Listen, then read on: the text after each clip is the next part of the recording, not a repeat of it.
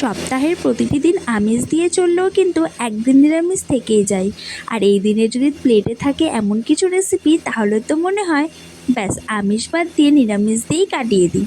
যাই হোক, বাড়িতে বানিয়েছিলাম মিক্স রাইস সাথে কাশ্মীরি আলুর দম, তাই ভাবলাম তোমাদের সাথে একটু শেয়ার করে নিই।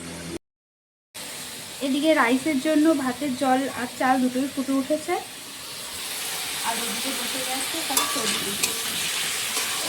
সবজিগুলোকে একটু ভেজে নিতে হালকা। এখন রাইসটাকে রেডি করা হচ্ছে। পরিমাণ মতো চিনি, লবণ আর ভাজা সবজিগুলো দিয়ে এখন এটাকে মিশিয়ে নেওয়া হবে,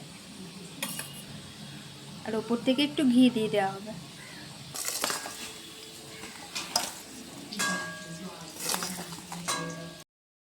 ভেজ পোলাও রেডি।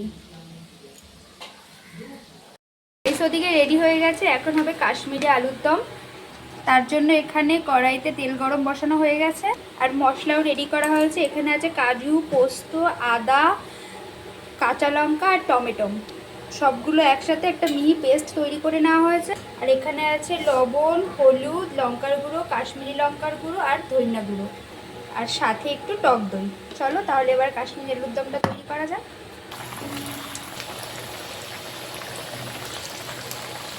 এবারে আলুগুলোকে ডুবো তেলের মধ্যে একটু লাল লাল করে ভেজে নেব। আলুগুলোকে বেশ লাল লাল করে এইভাবে সুন্দর করে ভাজা হয়ে গেছে। এবারে ওই তেলের মধ্যে গোটা গরম মশলা ফোড়নে দেব, একটু কাঁচা জিরে, এবারে পেস্ট করা মশলাটা দিয়ে দেব।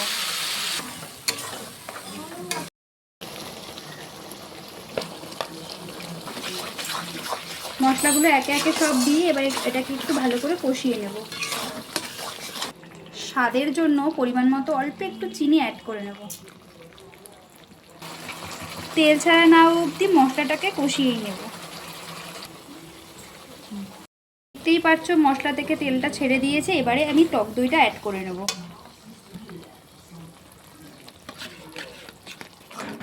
টক দইটা দিয়ে আরও কিছুক্ষণ একটু নাড়িয়ে নেব। এবারে ভেজে রাখা আলুগুলো দিয়ে আরও কিছুক্ষণ নাড়াচাড়া করে কষিয়ে নেব।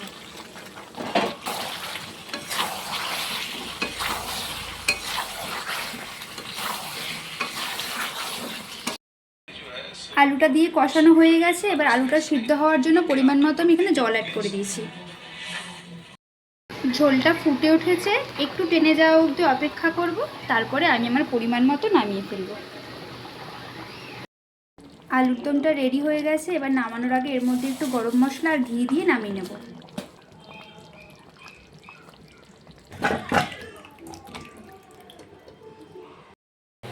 আজকের রান্নাবান্না একদম তৈরি, কাশ্মীরি আলুর দম সাথে ভেজ পোলাও।